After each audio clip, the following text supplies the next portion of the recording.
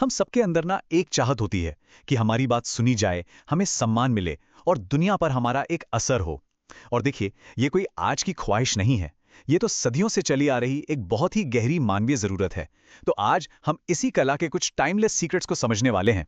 तो चलिए एक सीधे से सवाल से शुरुआत करते हैं। दुनिया में सबसे ताकतवर इंसान है कौन? जरा एक पल के लिए सोचिए। क्या वो है जिसके बैंक अकाउंट में करोड़ों रुपए हैं, या जिसके पास सोशल मीडिया पर लाखों फॉलोअर्स हैं, या शायद कोई बड़ा सीईओ? शायद इनमें से कोई भी नहीं।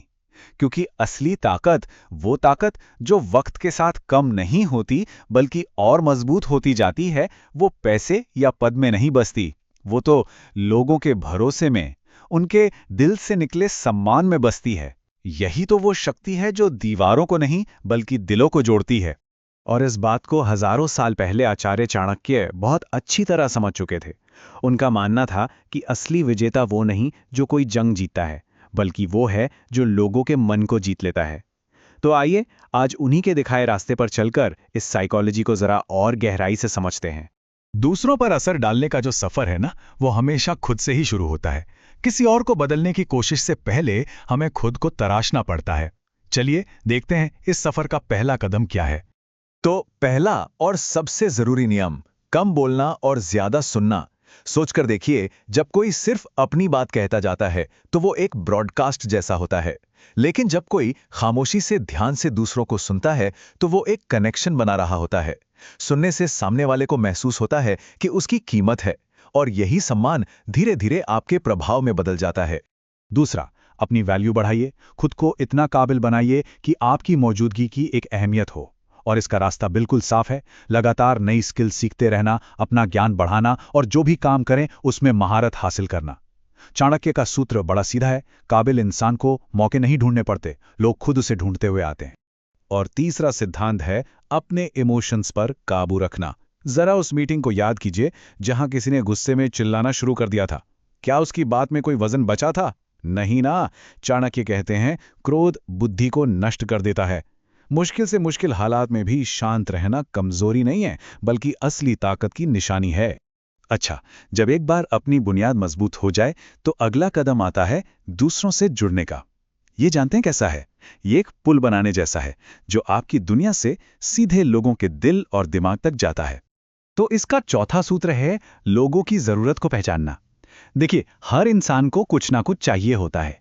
किसी को आगे बढ़ने के लिए सही सलाह, किसी को बस थोड़ी सी तारीफ, या किसी को बस ये भरोसा कि कोई उसके साथ खड़ा है। जब आप ये जरूरत समझकर बिना किसी मतलब के सपोर्ट देते हैं ना, तो लोग स्वाभाविक रूप से आपकी इज्जत करने लगते हैं। इसी को कहते हैं स्मार्ट इन्फ्लुएंस। पांचवा नियम है आत्मविश्वास यानी कॉन्फिडेंस। ये सिर्फ एक एहसास नहीं है, ये तो दिखता है आपकी आवाज के ठहराव में, आपकी बॉडी लैंग्वेज में और आपकी आंखों में। जब किसी की बातों में खुद पर यकीन झलकता है तो एक साधारण सा विचार भी एक क्रांति जैसा लगने लगता है और लोग उसे बहुत गंभीरता से लेते हैं। और छठा, जो शायद इस पूरी कला की नींव है, वो है भरोसा जीतना।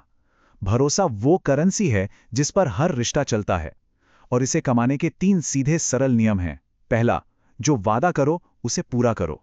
दूसरा, झूठ का सहारा कभी मत लो। और तीसरा, हर हाल में वफादार रहो।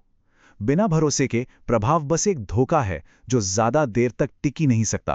अब हम इस सफर के सबसे ऊंचे मकाम पर पहुंच रहे हैं।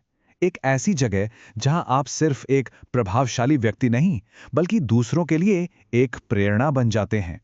सातवां सिद्धांत है, जो कहते हो वो करके भी दिखाओ। लोग आपकी लंबी चौड़ी बातें शायद भूल जाएं, लेकिन वो आपके एक्शंस को कभी नहीं भूलते। दुनिया को उपदेश नहीं, उदाहरण चाहिए। एक बेहतरीन इंसान वो है जिसकी जिंदगी ही उसका संदेश बन जाए। और आठवां और आखिरी सूत्र मनोविज्ञान से जुड़ा है, थोड़ा दुर्लभ बनिए। जरा सोचिए, जो चीज बहुत आसानी से मिल जाती है, क्या उसकी उतनी कद्र होती है? नहीं होती।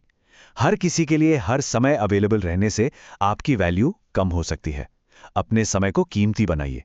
जब आपकी मौजूदगी खास होती है तो लोग उसकी अहमियत समझते हैं और आपका सम्मान और भी ज्यादा करते हैं।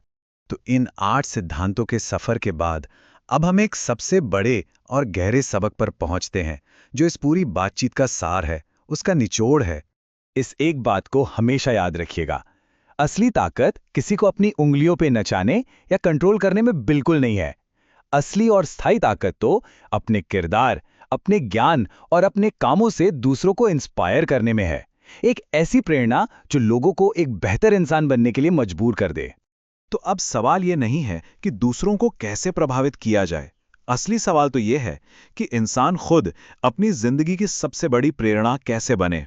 इस पर सोचिएगा जरूर।